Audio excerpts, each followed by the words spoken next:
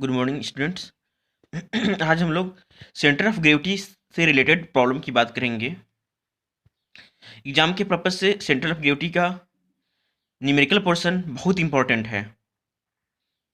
तो पहला क्वेश्चन हम लोग देखेंगे जिसमें find out position of centroid. ये फिगर दिया हुआ रहेगा, फिगर दिया हुआ है। इस फिगर को देखने के बाद हमको पता चल रहा है कि ये 3 फिगर से बना हुआ है। जैसे बीच से एक सर्कल है जो कट आउट किया हुआ है, बाहर निकाला गया है, और ये रेक्टेंगल है और ये वाला पार्ट क्या है, ट्रायंगल है।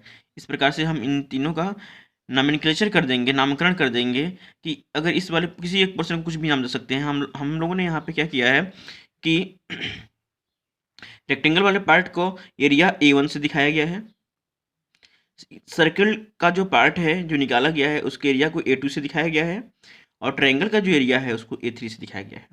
अब तीनों अलग अलग जो एरिया हैं, तीनों अलग अलग हैं, उनके अलग अलग सेंट्रॉइड भी होगा। सेंटर ऑफ ग्रेविटी जो बोलते हो तो मान लीजिए सेंट्रॉइड भी होगा। तो जो A1 जो है एरिया, मतलब रेक्टेंगल की बात करें, उसका सेंटर ऑफ ग्रेविटी G1 है। A2 जो है सर्किल है, उसका भी सेंटर ऑफ ग्रेविटी G2 है। और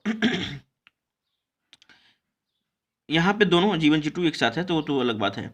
तीसरा फिगर जो है ट्रायंगल है, इसका सेंटर ऑफ ग्रेविटी कहीं पे होगा, उसको G3 बोला जा रहा है। अब तीनों का अलग अलग जो है सेंटर ऑफ ग्रेविटी, हम सेंट्रॉइड जो है हम लोग को पता है, हम लोग जो इम्पोर्टेंट फिगर का जो पढ़े थे। तो अब क्या करेंगे, तीन हमको क्लियर अलग अलग हो गया कि तीनों अलग अलग आकृति है, फिगर है। अब हम लोग यहाँ एक लिस्ट बनाएंगे। एक लिस्ट में क्या करेंगे कि स्क्वायर मान लिए या रेक्टेंगल जो भी है, एक रेक्टेंगल स्क्वायर बोल, तो इसका एरिया,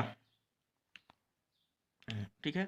और ऐसा हम लोग इसलिए कर रहे हैं कि एरिया और distance of centre of gravity, और इन्हीं से बना हुआ है फार्मूला क्या है, x bar equal to A1 x1 A2 x2। मतलब हमको एरिया चाहिए और सेंटर ऑफ ग्रेविटी का लोकेशन चाहिए अलग अलग फिगर का, और फिर तीनों का हम लोग क्या करेंगे, एक साथ कंबाइन कर देंगे। तो स्क्वायर का जो एरिया है बेटा 60 इंटू 60, ठीक है, 36 हो गया।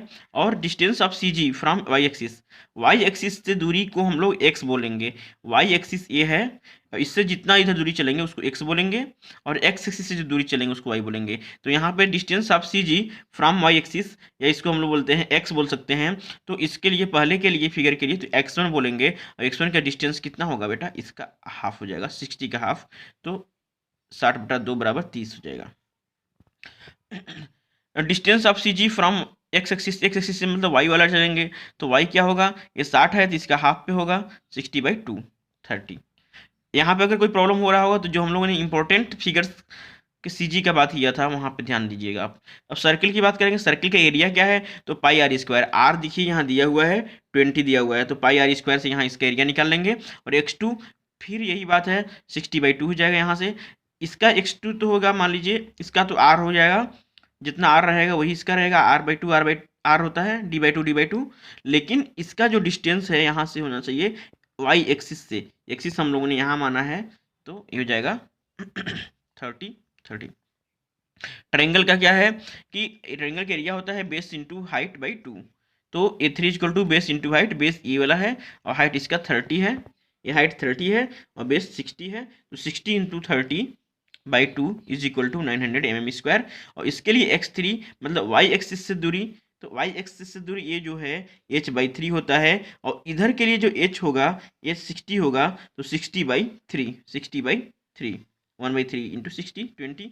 और y3, तो y3 x अक्ष से दूरी, x से कितना दूरी है, तो यहाँ से अगर ट्रायंगल हम लोग देखेंगे तो यहाँ से इसकी जो हाइट है 30 है, तो 30 का 1/3 हो जाएगा बेस से, तो 10 हो जाएगा। लेकिन x एक्सिस से डिस्टेंस तो 10 + 60, 10 + 60, 60 + 1/70 आ जाएगा।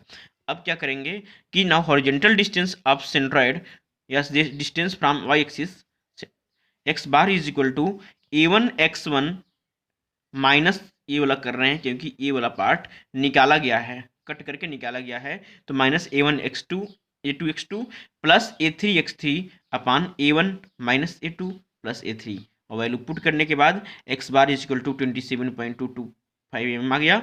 इसी प्रकार से वाई के लिए हम लोग करेंगे कि सेंटर ऑफ ग्रेविटी का डिस्टेंस, वर्टिकल डिस्टेंस या distance from Y X axis, तो Y bar is equal to a1 y1 minus a2 y2 plus a3 y3, a1 minus a2 plus a3, और इन सब का वैल्यू यहाँ हम लोग ने टेबल में बना रखा है, यहाँ से वैल्यू पुट करना है सीधे। तो Y bar is equal to a1 y1 a2 y2 a3 y3 की वैल्यू पुट करने के बाद Y bar is equal to 41.1 mm मिल जाएगा। क्लियर है?